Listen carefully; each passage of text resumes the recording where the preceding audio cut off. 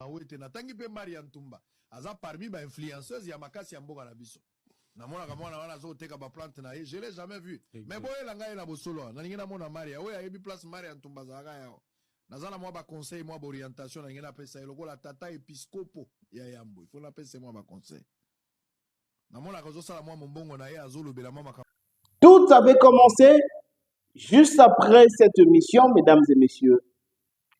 C'est juste après cette émission que vous venez de suivre l'extrait, dont on a tous vu comment les confrères Israël Mutombo avaient à l'époque reconnu le talent de la TikTokeuse Maria Ntumba. Et comme ça se vient, si quelqu'un est en train de faire bien son travail, il faut reconnaître son talent. Le confrère avait bien reconnu les talents de notre TikTokeuse, la star de TikTok, Maria Ntumba. Et juste après, le journaliste avait besoin de recevoir l'influenceuse Maria Ntumba sur son plateau. Il avait vraiment besoin de soutenir makambu oyo ye a remarqué qui est pas ya Maria Ntumba. Lui, il avait compris que la star de TikTok vendait ses plantes, vendait ses kabelos, et yango nde salaki ye oyo tozomona, selon M. Israël Mutombo, selon le journaliste. Et après, il a voulu recevoir sur son plateau la star de TikTok. Et elle, de son côté, Maria Ntumba, qui s'est dit incapable ou bien a mieux placé de passer dans une mission politique. Elle se disait azoboya koloba makambu ou bien ko sala makambu na kati émission oyo azo maîtriser te parce que le mission c'est pour solo la politique dans le mission ezalaka censé koyamba ba invité o ba kolobe la politique et la star de TikTok se voyait pas prête pour passer dans une émission il y a politique. Et voilà, à partir de là, que cette guerre a commencé. Fidèles internautes, excellent dimanche à vous. Vous êtes en train de nous suivre sur Toute Info, votre chaîne de valeur. Une analyse vite fait. Parce que aujourd'hui, je vous rappelle que l'allure où vont les choses entre le petit et les vieux, ça prouve déjà beaucoup de choses que nous devons développer tout au cours de notre analyse. Nous devons développer beaucoup et beaucoup de choses. Poto comme un stade au lelo, excusez-moi, poto comme un stade au lelo to komi. C'est quoi le problème? Et je me pose la question et j'ai vraiment beaucoup de regrets de voir que il y a beaucoup de personnes, il y a de certaines personnes, oyo bazali ko kota na makambo oyo, bazali ko somba ba dossier oyo, sans pourtant ko yeba source ya polémique na bango, sans pourtant ko yeba source ya mafinga na bango, ya ba échange de paroles na bango. Et aujourd'hui, de part et d'autre, tomoni comment batu bakomi ko somba makambo bango. Je suis Maria Ntumba. Je suis Israël Mutombo. Je suis pasteur Walesa. Mais boye bité le pourquoi et à partir d'où ba problème oyo e banda, be ba problème oyo e bandi. Na bosolo na politique, je vous ai expliqué que juste après la vidéo, après le mission autoti kolanda extrait oyo Ndeko Israël Mutombo a reconnaîtra qui reconnaîtra qui oui, c'est Lingala. A reconnaîtra ba talent ou bien ba savoir-faire ya Maria Ntumba. Et a invité à une émission na ye aya koleka. Vu que mission na ye solo na politique, c'est une émission politique. Et Maria Ntumba azana savoir te na kata politique na biso, azana maîtrise ya makambo ya politique te, ami monaki pas prête ya koleka dans une émission ya politique pour ya kolobe la politique bien kaloba makambo na ye suka suka, il faut appeler ça point de vue sur la politique. Vu que amonaki azana point de vue ya kopesa sur la politique te, ayebi comment akoki ko banda koloba sur la politique te, a préféra ki na ye koleka na émission te, pe a préféra ki na ye koya te. Et selon les journalistes qui avaient considéré ça comme le refus, selon les journalistes, à mon avis, ils ont refus à invitation à inviter yo, la TikTokeuse, et tu as refusé de passer dans son émission. Et du coup, Ndenge Tolobaka, la guerre a commencé, tout le monde en position. C'est à partir de là, Nde Makambo Oyo et Bandi. À partir de là, Nde Makambo et Bandi. Je vous salue, chers abonnés de Toute Info. Je vous aime beaucoup. Nous sommes aujourd'hui le dimanche 8 septembre 2024. À toutes et à tous, je sais que vous vous portez bien dans vos différentes familles. Il y a des autres qui proviennent de l'église. Bamoussou Bakenda quitté, par exemple, moi, aujourd'hui, je n'étais pas allé à l'église. Et Bamoussou Baouti église, actuellement même, Bamoussou Bazan église, ils vont nous suivre juste après. Moi, je vous aime beaucoup et je vous salue. Je vous souhaite une très belle semaine qui commence déjà à partir de demain. Nous commençons une semaine merveilleuse. Nous sommes tous ensemble. Et très surtout, nous sommes des cœurs dans ma famille où Bazali est éprouvé. Et puis, Tozali ko souhaiter heureux anniversaire. Na yondeko, Oyozali ko fêter anniversaire na yulelo. Heureux anniversaire à toi. Yom Tobotami. Le 8. Il est né le 8 septembre d'une certaine année. Là, directement, je vois mon pasteur. Heureux anniversaire à toi, mon pasteur Justin Koumou, qui fête son anniversaire aujourd'hui. Il est né un certain 8 septembre d'une certaine année. Le pasteur Justin Koumou, heureux anniversaire à toi. Tika ete nzambe abatela yo lisusu ebele bele pour que okokisa mission oyo nkolo atinda yo na se ya moi oyo.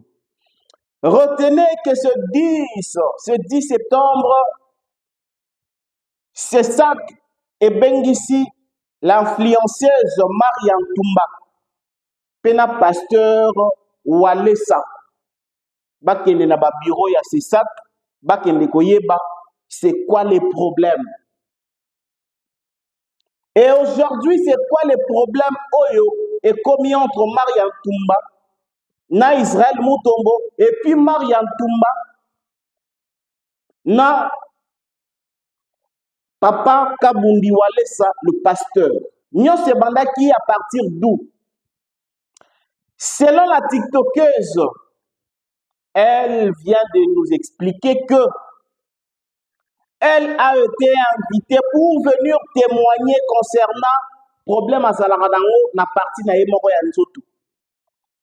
Na partie na yemoko ya nzoto, azalaka na problème moko, na partie yango lokolo, il paraîtrait na partie ya lokolo, azalaka na problème. Et babengi sakaye, la selon ba dire ya TikTokers, babengi sakaye na église ya Papa Walesa, pour que akende ko témoigner que Nzambe ya Walesa nde mutu ebikisi ye.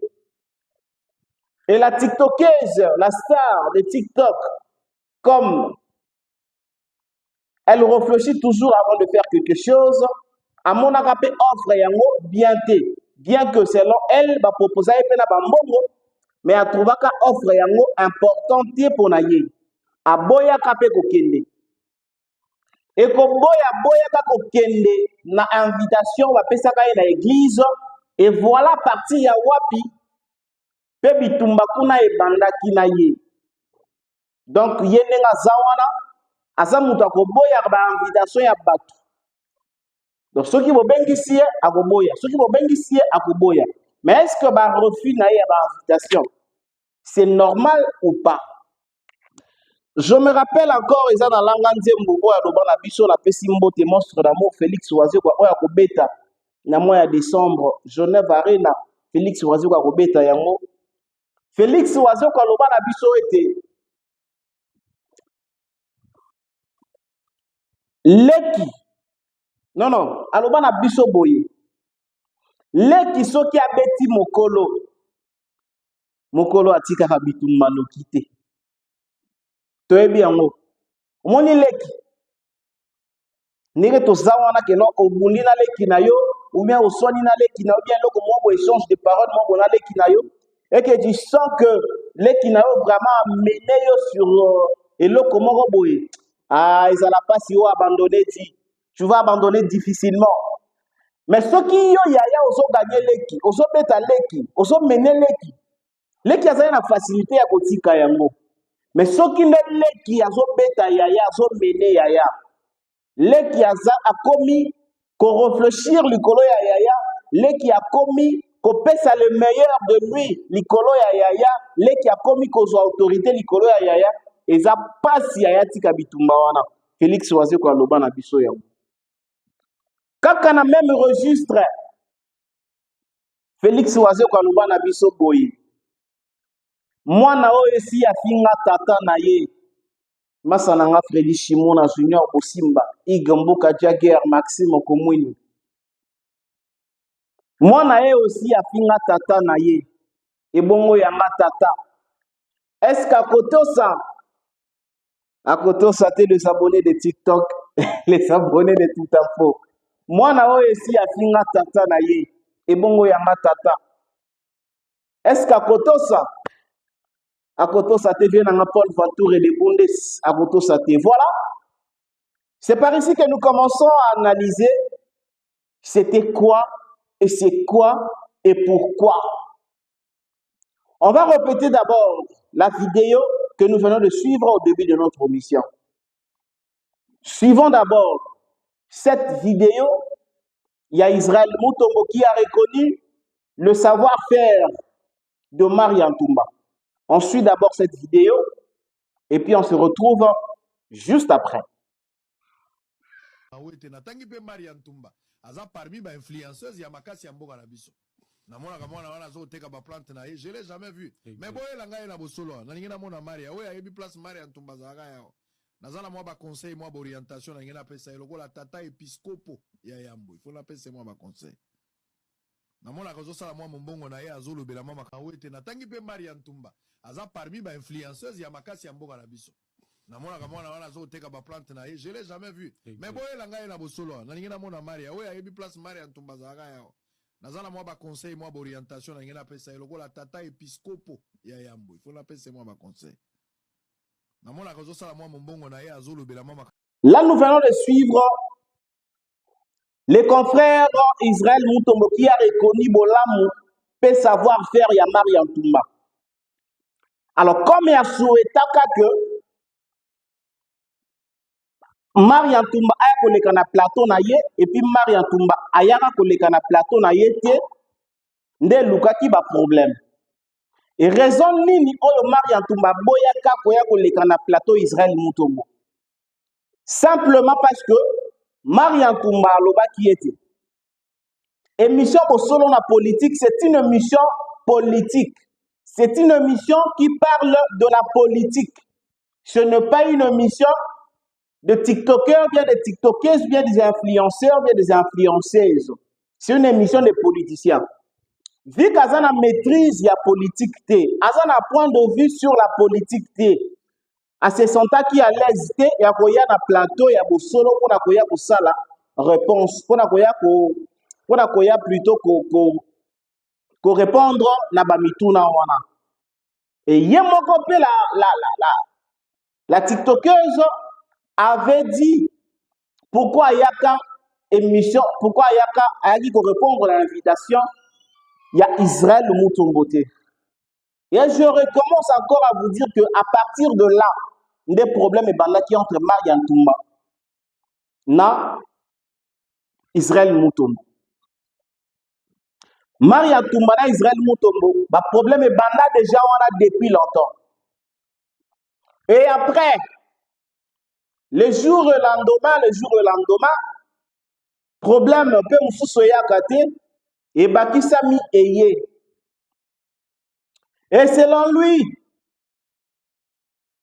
le journaliste Israël Mutombo, qui a généralisé d'ailleurs, il a parlé au nom des TikTokers, il a généralisé que aujourd'hui, vous les influenceuses, vous le star de TikTok, vous nous montrez que de bonnes vidéos, des endroits chics, de maisons terribles, de téléphones extraordinaires, mais montrez-nous aussi d'où vous venez. Bola kisabiso pe bisika bino bouta, bandaku ya batata na bino, na bandaku ya mama na bino, basalon ya parents na bino bisika bokola bisika bobotama. Bola kisabiso yango poto yeba pe eza lolenge nini. Mais est-ce que ça là qui est aussi intéressant que les journalistes ameka un peu que s'attaquer na ba TikToker en disant que bala qui s'appelle pepe baba bala qui s'appelle ba bisika o bango bauta pour te dire que la plupart ya batu nyonso o ba gagner vie lelo ezaka bato bauta na ba bonne famille té. Il y a beaucoup de personnes bauta na ba bonne famille ba gagner vie, vous savez ba gagner ba vie té. Il y a beaucoup de personnes bauta peut-être na ba famille moko boye vraiment par terre chaos ba gagner ba vie, ba gagner pe ba vie té. Donc ne veut pas dire que aujourd'hui ceux qui sur les réseaux sociaux, il y a une personne où il a gagné vie naïe, azola qui s'habille sur ba téléphone ya cher, mituka ya cher, bilamba ya kitoko. Cela veut dire que obligatoirement abîmer la famille est bien. Il ne faut pas confondre les choses. Aujourd'hui, tous les TikTokers, où ils abîmer la bonne famille, où ils abîmer la bonne famille, les gens vont ça là il faut regarder la vie na bango. Parce que ma famille, oh bango va bimer les la famille na bango, des la famille ba parents na bango. Papa na yena, maman na yesi asala basala da ba vie na bango. Bayebi comment basala ba vie na bango. Bayebi combien de bana babota. Mais aujourd'hui la jeune sœur ou bien le jeune garçon, oh azako débrouiller, azako nuka vie na ye, pour à construire famille na ye. Et ça obligatoirement te faut ka la kisakaka bisika pe ya uta. Ou bien nandaku ya tata na maman na ye. Parce que ceux qui te l'obito kenne na logique voilà. Nous allons dire aussi que tout le jeune oyo ba bima pe na ba famille ya bien ba ya pe ko la kisa biso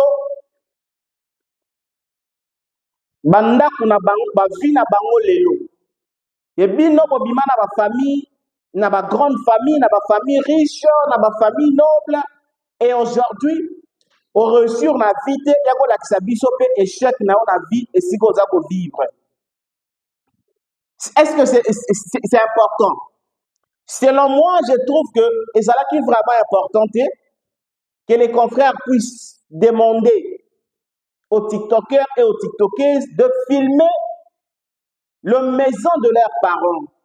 La maison de mon parent ne m'appartient pas. Moi aujourd'hui, je vis chez moi. Je ne vis pas chez ma mère, ni chez mon père, je vis chez moi. Il est là, ma richesse, ma voiture, ma bomengo, ma parents, ils ont concerné, ils ont concerné même papa. Bana nga ba kobeta tolo na ba bomengo na nga. Ba kobeta bomengo na biloko ya ba parenté. Donc je ne trouve pas aujourd'hui moi qui est homme de médias et que na soigné na mutu ayo lo bananga été la kisanga na ndako esika maman no alalaka. Qu'est-ce qu'il y a à faire avec ma mère? Ma mère a fait sa vie. Et aujourd'hui, c'est moi qui est en train de construire ma vie. Mon père avait déjà construit sa vie. Aujourd'hui, c'est moi qui cherche comment construire ma vie. Et je ne trouve pas l'importance, il y a que to filmer bandako na biso bisika to lalaka bisika ba parents na biso parce que mutunya so lelo azana réseau pour la koluka 10 francs na ye. Balobi mbongo ebengaka mbongo, cop ebengaka cop. Aujourd'hui, quand tu montres que non, aux boye, et aussi, tu peux fréquenter aussi na bateau baza likolo. Ba français baloba, dis-moi qui tu fréquentes, je te dirai qui tu es. Si tu me dis aujourd'hui le genre de personne que toi tu fréquentes, et directement je te dirai qui tu es. Donc je ne suis pas obligé, lelo, na rang de vie nanga, je ne suis pas obligé, ya komanda kolakisa famille nanga, que bisika nga na kola na pasi, ou bien bisika nga na kola na bisengo, naza obligé te. Vraiment je ne suis pas obligé. Juste le fait à kosenga na ba TikToker, bala kisape bandaku ya ba parents na bango parce que bala ko influencer batu makasi na TikTok. L'influenceuse, la star de TikTok s'est sentie coupable. C'est lui qui se sent piqué, connaît l'affaire. Il s'est senti piqué et du coup elle est sortie aux médias pour dire que Papa Israël Mutombo, tika kokende gauche, droite, c'est à moi que tu t'adresses. Donc, quand on dit les journalistes en généralisant qui va TikToker tout, et ça là qui juste pour la cosa la passina, mutumoko bazana iba problème, et problème en gros utawapi parce qu'à boyaka koleka l'émission. Et la TikTokeuse est venue sur le média nous expliquer que ezanango makambu boyo kate. C'est juste que il veut s'attaquer à moi, mais il ne trouve pas le moyen de venir directement. C'est pourquoi il fait ça, il dit ça. Toyoka la TikTokeuse, qu'est-ce qu'il a dit par rapport à ma réaction à Ndeko Israël Mutombo? Hey guys, j'espère que vous allez bien. Voilà. Nayo qui sont papa Moboui, Azamande Flou, quoi, la chèvre de Messi Seguin. Aïe, les sous TikTokeuse, non, puis il y a un bino pinza. Vous sentir que la TikTokeuse va dans la mode, vous aussi va dans la TikTokeuse, non, puis désormais, on ne sait rien à le yengi. Il y a manqué la TikTokeuse, aïe, mais on manque. C'est ça. Ah, bah, on manque la TikTokeuse respect, on manque l'influenceuse respect. Tout le jour, on a le bazar. Papa n'a mandé fois à checker au TikTokeuse, tout le monde a peut-être cible dans les angas. Nous sommes avec cible nous anga au benza na émission na boya okoloto ba TikTokers na musalani yo biloba loba monde ko ete ya ote okanga kana bakanga ni émission na moni ete yote oyo lokozo ni sa.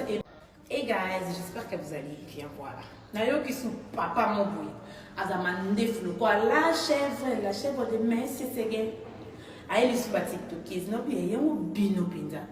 Vous sentir que la TikTokeuse va dans la mode, vous aussi va dans la TikTokeuse, non, puis désormais, on ne sait rien à le yengi. Il y a manqué la TikTokeuse, aïe, mais on manque. C'est ça. Ah, bah, on manque la TikTokeuse respect, on manque l'influenceuse respect. Tout le jour, on a le bazar. Papa n'a mandé fois à checker au TikTokeuse, tout le monde a peut-être cible dans les angas. Nous sommes avec cible dans les angas, au benza na émission na boya. Okoloto ba TikTokeuse na musalani, yo biloba loba monde ko ete ya ote. Okanga kana bakanga ni émission na moni ete yote. Oyo lokozo ni sa. Voilà. Là, c'est le point de vue de la TikTokeuse qui nous explique que les anango makambo toyo kate. Et ça juste parce que comment on s'attaquer na et en généraliser tous les TikTokers. Et elle s'est sentie pas bien, yango a réagir.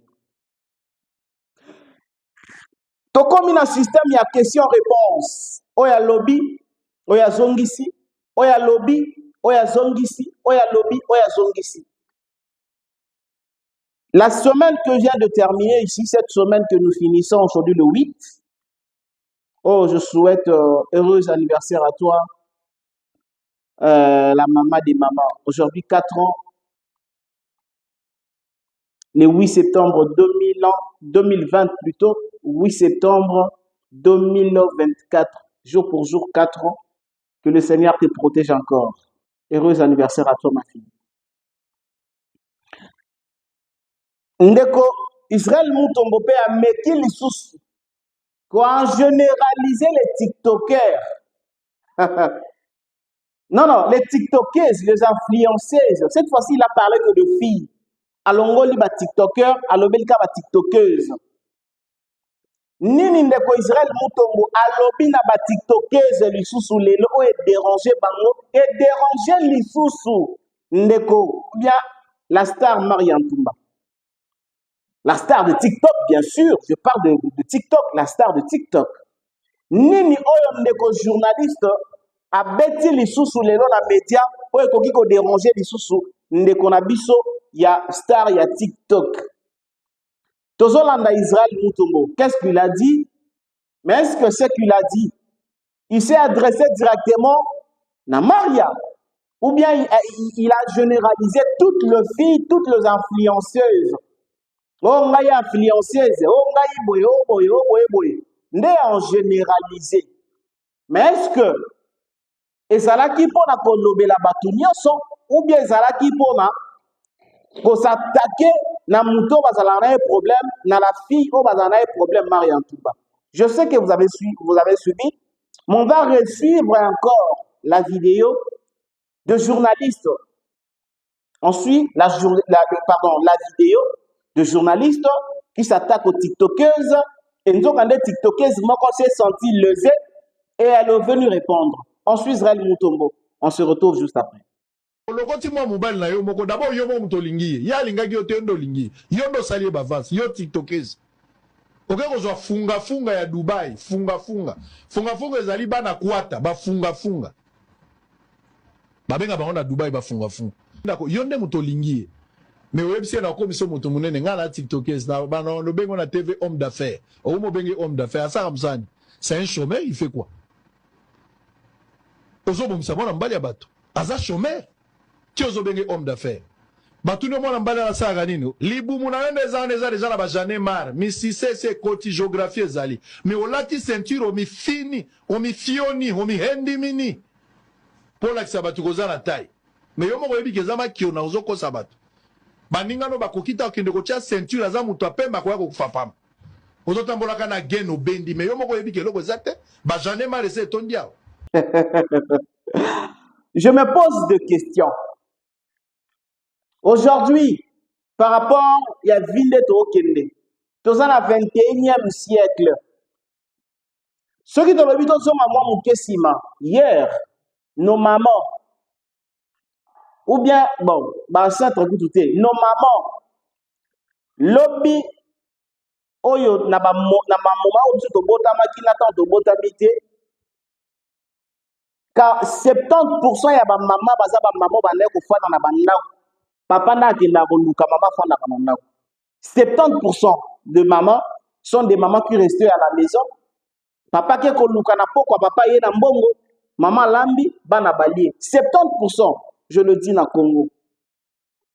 Et après l'élo, nous en 2024, 70% ya ba maman, baza ba maman oyo, ba bimara ba kinda koluka. 70% de femmes aujourd'hui sont des femmes qui cherchent.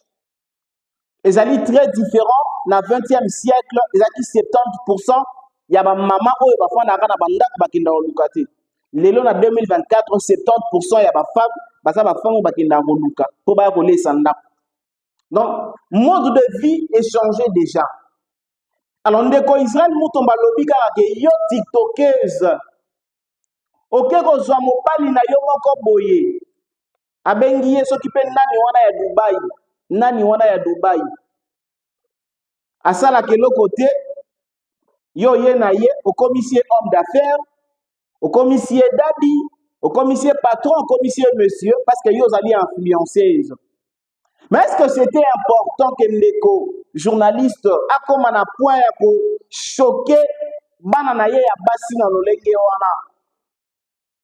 On se pose la question. C'était important aux journalistes de dire ça parce qu'il y a des gens qui déranger bana na ya basi. Que lelo soki moi c'est akutani na mobali et que moi si na bandaki asalaki avant c'est pas ya mobali balingani et que ba se faire comprendre ba bandi ko construire vie na bango balingani na bango ba parents ba liembongo babandi na bango kosala vie na bango. Où est le mal? Où est le péché? Ce qui peut-être la fille née abanda qui avance na l'homme pour l'homme aya bolingaye. Où est le mal? Mabe eza wapi? Mais tozalaki na makambo to na époque to anomona ngo tezaki mambo ya soni. Comment on a lelo que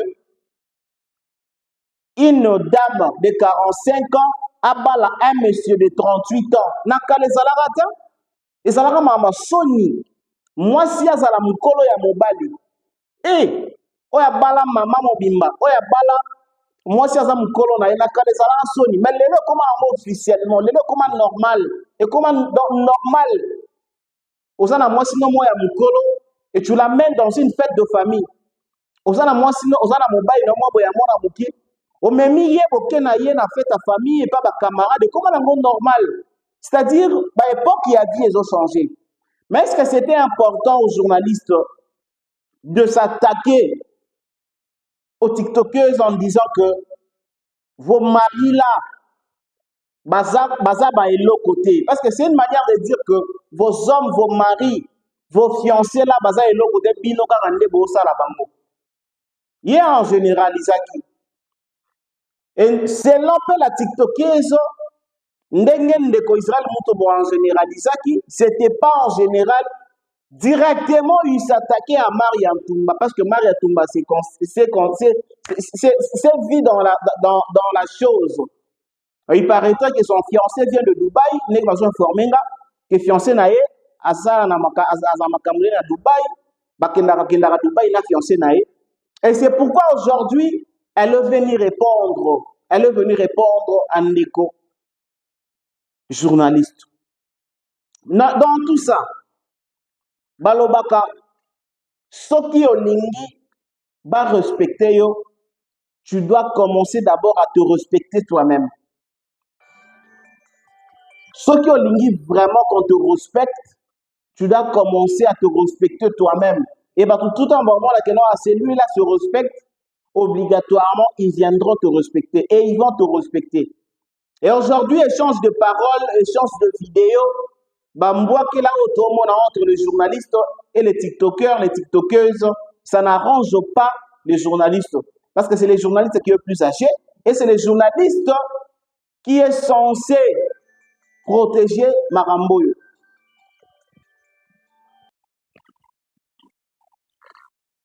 Est-ce que le journaliste a censé déranger qui n'a eu bien banana à TikTok n'a pas modèle à makambo ya bongo? Alors toute vérité n'est pas bonne à dire, bien sûr, mais il y a de vérité on va supporter un motif. Alors, la TikTokeuse est venue répondre à ma propos à journaliste, oh lelo c'est le problème. Et cette affaire s'appelle à suivre. Cette appel s'appelle à suivre. Nous devons comprendre qu'aujourd'hui, monde de vie, il y a 20e siècle, 19e siècle, il y a 21e siècle. Il y a aucun mode de vie Android, mode de vie, il y a téléphone, il y a Internet, il y a vitesse à Mamounios. S'il faudra finir avec le journaliste... Je fais appel à votre sagesse. À la sagesse Bantou. La situation est plus grave que vous ne l'imaginez. Unissons-nous. Car vous êtes capables de sauver ce pays. Oublions tout ce qui nous a divisés jusqu'ici. Et c'est quoi les vrais problèmes entre la TikTokeuse et le pasteur Kabundi Walesa? Le pasteur Kabundi Walesa et la TikTokeuse Maria Ntumba sont invités le mardi 10 septembre dans ce sac pour nous connaître c'est quoi le vrai problème. Je vais recommencer aussi rapidement. Je vous avais dit au début de mon émission que le problème a commencé juste après. Dans le moment où il y a une invitation par Maria Ntumba, aya pour témoigner l'église Nabango et elle avait refusé. Tout ce que je suis en train de dire, naza pour répéter juste Karamaloba Oyo, la star de TikTok nous avait dit. Juste quand on a refusé de témoigner l'église, c'est là où le problème a commencé. Et après, bamikolosé les cas dans belé, Au moment où nous sommes venus, un féticheur qui est passé dans cette église, l'église de Papa Walesa, et le féticheur qui est passé pour dire que après ça va TikToker bakisi, après ça va boye et ça la TikTokeuse moko aboma kutu papa na ye pour na ba succès boye. Et dans ma série à témoignage, le féticheur a dit que ils appellent la jeune fille moko ou ça la fait succès na TikTok. Ceux qui n'a le bien d'écrire nous autres on a eu je lui connais de A à Z, nous autres on a boye. Et du coup, la TikTokeuse, l'influenceuse, s'est sentie piquée sur l'affaire et elle est venue réagir. Donc, il y a à chaque moment, on va sentir que les gens et le comment eux est concerné payer la kati, azoyaka pour défendre yango.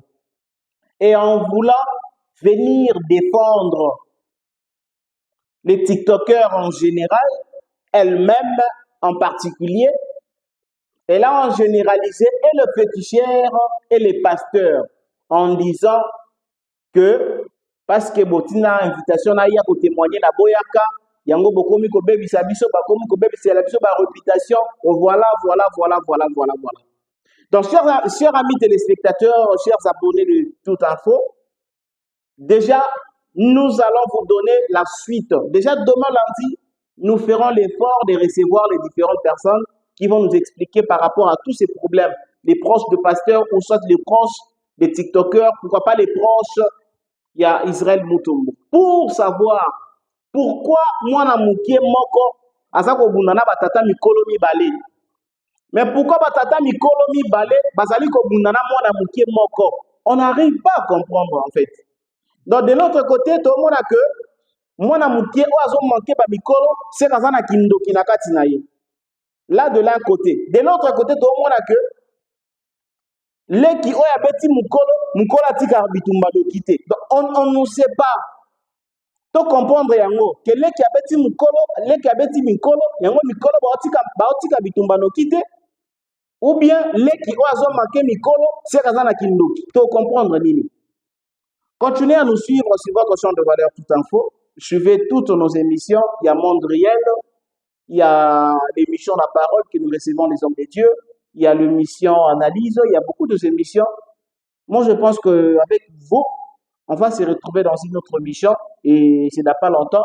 Je vous dis au revoir et bonne continuité de la soirée. Merci.